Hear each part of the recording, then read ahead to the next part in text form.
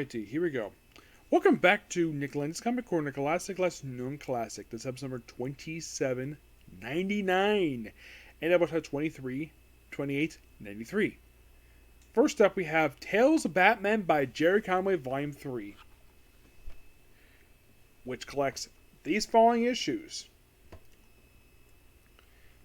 Detective Comics, number 515 to 526, the A stories, doesn't contain the Green Arrow stories. I've reviewed those already. And Batman 349 to 359. Now, there's three issues I'm skipping over here. That's 356 and 358-59.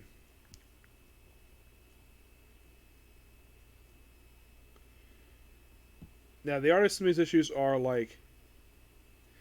We have like... some of these stories are co-written by Paul Kupperberg and Paul Levitz. Your artwork in this book here is done by Gene Colan, Jose Luis Garcia-Lopez, Dan Jurgens, Don Newland, Kurt Swan, Albert Norwick. Of the artists in this book, at least two have sadly since passed away, Gene Colan and Kurt Swan. I have met two of the artists basically working this one. I have met Jose Luis Garcia-Lopez, I met twice, great guy, mean person, and Dan Jurgens. Those only two I've met, and also the cover on the trade here, that's done by Ed Hannigan, Ernie Colan, and Dick Giordano. Yep.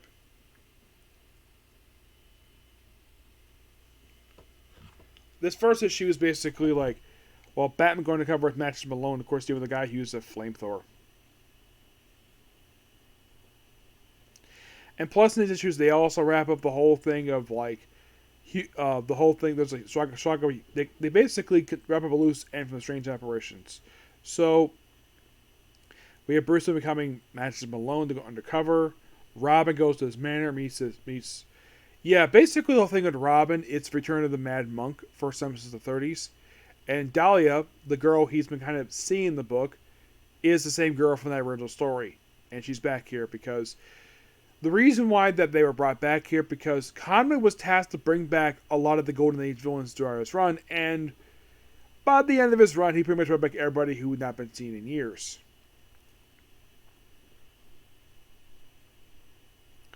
And in the first issue in here, we have where Christopher Chance shows up. And then moving on to the Comics 516.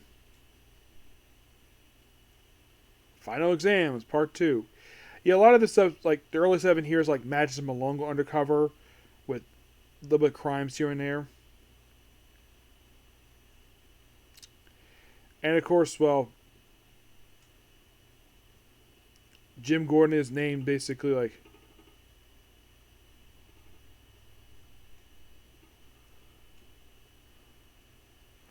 Yeah, Jim Gordon's going to become a PI. And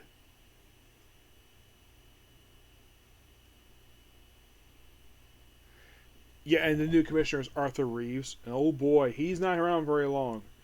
No, by the end of this, Arthur Reeves dies. He gets killed by Hugo Strange when he's basically crazy. He actually killed by Rupert Thorne because he went crazy. Yeah. There's also other stuff going on here. Where there's stuff with Dahlia. Because of the Mad Monk stuff. Either Robin's forgot about this is either he forgot about, or because basically some of his later issues involves the Mad Monk, and he even briefly turns Batman into a vampire. Yes, Batman becomes a vampire in these issues. Plus, you gotta love the little bat jet. Love the look of the bat jet. It's so awesome.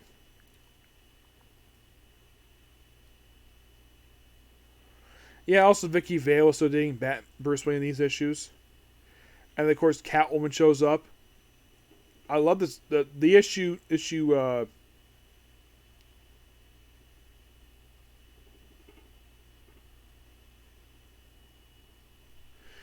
number 570 is a great opening where you have just POV of Batman and looking at oh crap, he's basically a vampire. Yeah. But don't worry, he's cured.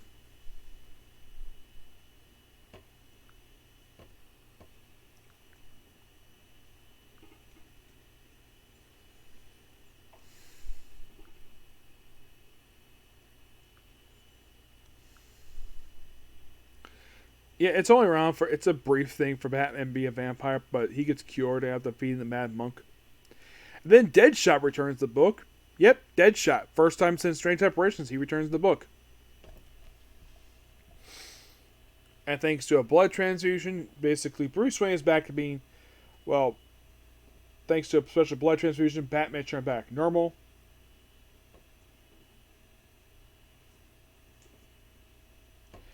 And of course, stuff with the Human Target. Yeah.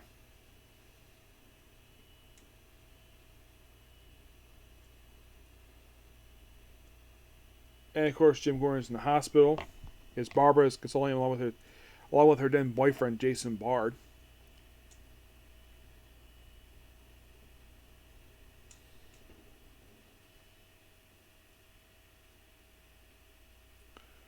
Yeah. Then we have like a fight in the sky. Like a couple sky issues per se of this one. And then of course in 353, which I believe this is an issue discussed already in a Joker trade. No, actually no. Yeah, this issue is a Return of the Joker. At least a really creepy issue for 520. Oh my gosh. We have Hugo Strange dressed as Batman. Yeah, the whole thing of bringing back Hugo Strange here, this, of course, brings back another Golden Age character, but yeah, the reason why it's brought back here, I guess Gerry Conway was possibly tasked of tying up a loose end for Strange operations. And this starts basically a storyline where Rupert Thorne goes nuts. Yeah, he is driven insane because of the ghost of Hugo Strange. Yeah, that's literally what the storyline is. It's basically, at this point, it's like, oh, let's just bring about the downfall of Rupert Thorne, and it includes in Batman 354.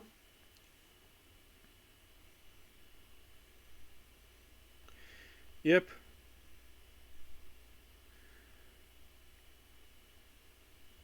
Yeah.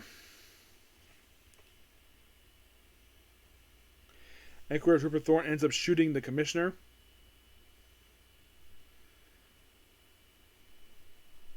Yep.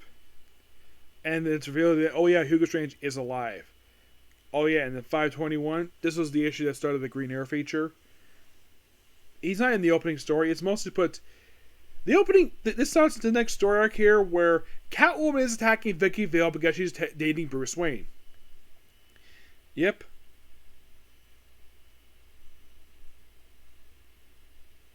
And this continues for the next two issues where Catwoman is jealous of Bruce Wayne for dating Vicky Vale.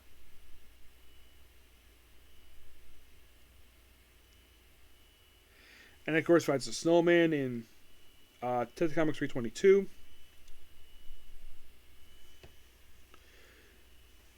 And of course the whole thing Wayne Foundation. And then of course Hugo Strange comes back in 356. Yeah, which he actually also dressed up as Batman. And yeah, Bruce Wayne gets in his car, and then he ends up at Wayne Manor. And he has no idea how the heck he got here. He just drove himself here. Yeah, Wayne Manor. Yeah, then of course stuff that's like really unusual where apparently Hugo Strange plays Dick Grayson and Alfred with robots. But the story is concluded by the end of the issue, where it's like a repeat, but luck of the android was taken out.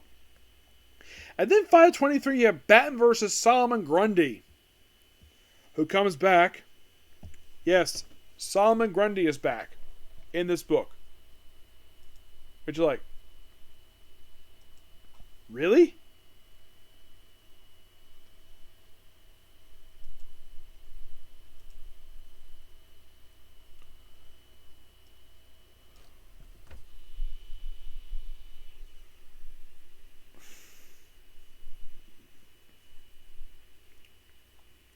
Yeah, he last appeared in Wonder Woman 273. That was the last time he officially appeared. Which was back in 1980, and this was released in 1983. This was actually first print in 3 years. His whole thing comes out of the sewer. Yeah, it comes out of the sewer in this issue, which is interesting. Also, this issue is noteworthy for the debut of one of Batman's most popular villains, who still appears this very day. He appears as a cameo in this issue. Of course, the issue is also the debut of another character. We'll get to that. So, the character makes his debut in this issue.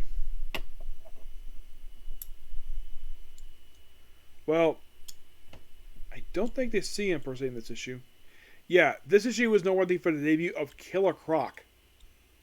Yeah, Killer Croc makes his debut. Well, it's a cameo.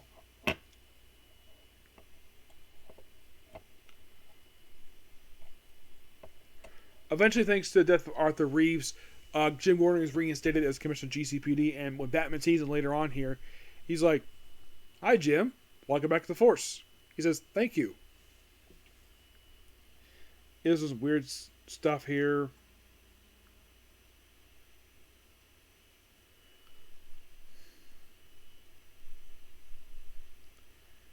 Yeah, we don't see Killer Croc for quite a while.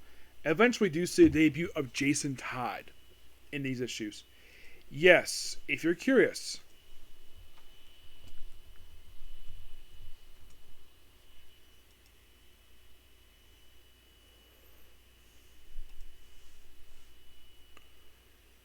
What issue was his debut? 357. Yep, that's his debut appearance.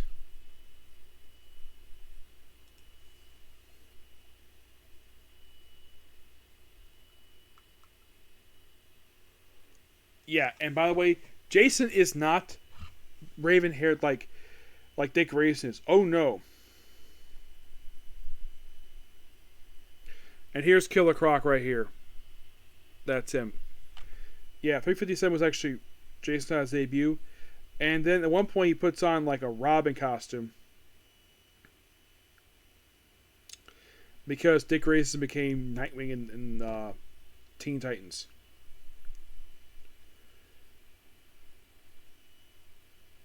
Yeah, and apparently when they had Jason Todd, by the way, this kid here with blonde hair, that's Jason Todd. Which also point out, though, that his backstory in the pre-crisis continuity was a carbon copy of Dick's. Yep. And apparently when he became Robin, it was very controversial. And the fact even dyeing his hair black, because they really wanted Robin and Batman, despite the fact he was over in Teen Titans. Yeah, Batman fights Killer Croc here for the first time. And last issue here is 526, basically. It's a good celebration of all the Batman villains appear here. There's one epic issue. And also, you also have, it leads into stuff with, you have Jason Todd put on his first Robin costume, and then that's it. That's his first Robin costume. He does put on the regular one later on, when he officially becomes Robin. But it doesn't happen here. Nope. But it does happen later on. But in the case issues, they're really good. I give them a 9 out of 10. Final thoughts on Gerry Conway's run on on the Bat titles. Really good. Really interesting time for him on the book. Excuse me. Yeah. I think probably the most noteworthy thing he did do for this run was give people Killer Croc and Jason Todd. But the whole thing, when Jason became Robin, that was something Doug Moak did, not Gerry Conway. So Gerry Conway created Jason Todd. He did not give anything to Robin or Red Hood. That was different writers who did that. All right, moving on to the Superman of Steel annuals. This is the last Superman books they have discussed the annuals for now. We're discussing Superman of Steel annuals 1 and 3 through 6. First annual is a tie-in to Eclipse's Argus Within. And oh boy, the art is weird. It's like he fights. That's not be called Eclipsed. It just doesn't live with Eclipse. It's written by Robert Lauren Fleming, and it's one of the early ones. And Superman looks really weird in this artwork. Yeah, some of the Eclipse tie-ins I've seen have got the most bizarre artwork. At one point, the Creeper shows up. Yes, the Creeper. And he's like the only possessed person you see. Of course, Will Payton shows up here too, because he also gets possessed because the Superman Raiders love Will Payton so much. And of course, then we see the beautiful Phantom Lady. I believe this is Stormy D, who is this Phantom Lady here. And this artwork here is so bizarre. I'm like, what the heck?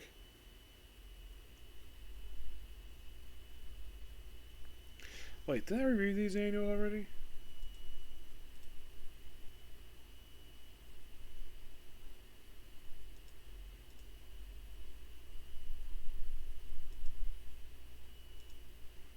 Just checking. Nope, I did not review them. Okay, good. Then Eclipse Rampage. After that gets wrapped up there. It's a okay annual, but not big fan of the artwork. Then we went to annual number 3, which is basically an Elseworlds annual written by Christopher Priest. Interesting. Artwork by Mark Bright, which I heard recently he just passed away recently. Rest in peace, man. You're a really good artist. This Elseworlds story it's called Unforgiven. Like, it's sort of Batman existing like a version of like this weird sci-fi thing. Yeah, it's like different time periods. This is just feels like an alternate present day stuff. But looks like he's on Krypton. Yeah, it's like Batman gets on Krypton. That's kind of what this book is. Of course, the appearance here by... It was like a version of Superman who's wearing Roy Chio's mask, basically Rick Holmes' mask as the Atom. It's a very odd annual per se. Yeah. It's okay. Next up is a Year 1 annual, and I love the Year 1 stuff. Written by Louise Simonson. Artwork by John Paul Leon. Now, most of these annuals so far are reviewed for the Year 1 for Superman. It's mostly expanding what we saw in Man of Steel. This one here is still not exactly a continuation of some stuff a little bit in Man of Steel, but not from the early issues. It is basically continuing from when he first met off with Batman. It's an expansion upon that issue. That's most of what this annual is. Of course, meeting up with Hal Jordan this annual. And, of course, Barry Allen. Or it could be Wally West, I'm not sure. My guess is probably Barry. I mean, Aquaman. It's basically the best thing about the thing of this annual is like, oh, let's have somebody all of the members of Justice League.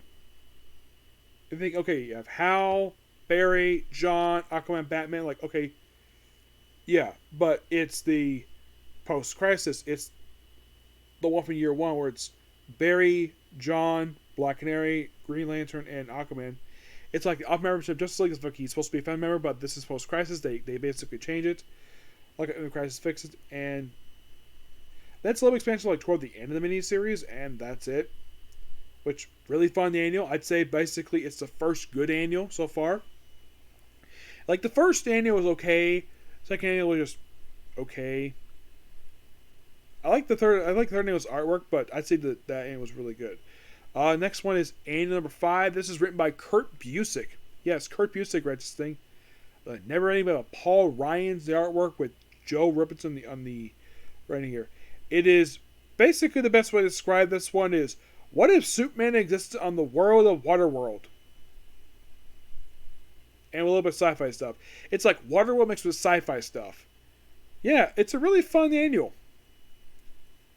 Yep, moving on to the final annual, and number 6.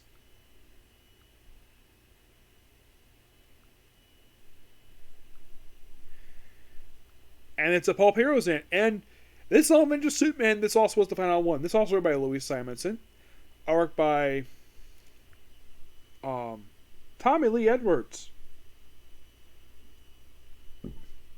Excuse me. And the thing is called Suspense Detective, which is a detective story. It looks like it's in the style of Big Trouble in Little China. And this is another really good annual. I like the artwork. The artwork is pretty decent what it is, but I love the writing here.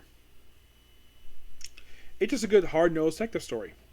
And I'd say of these 6 annuals, I'd say the first 3 are okay, but annuals 4, 5, and 6 are really good. I like the annuals of the other books, which are all really good. This one's like a mix between okay and really good. Yep. But not much to say about these annuals. I'm gonna give the first 3 annuals a 8 out of 10. Annuals 4 through 6 a 9 out of 10. Okay, so that's the particular review. Please be sure to like, comment, subscribe, turn notifications, and do not hit the like button. Next up, basically, is back to Price Go Anime. Okay, next video. Bye.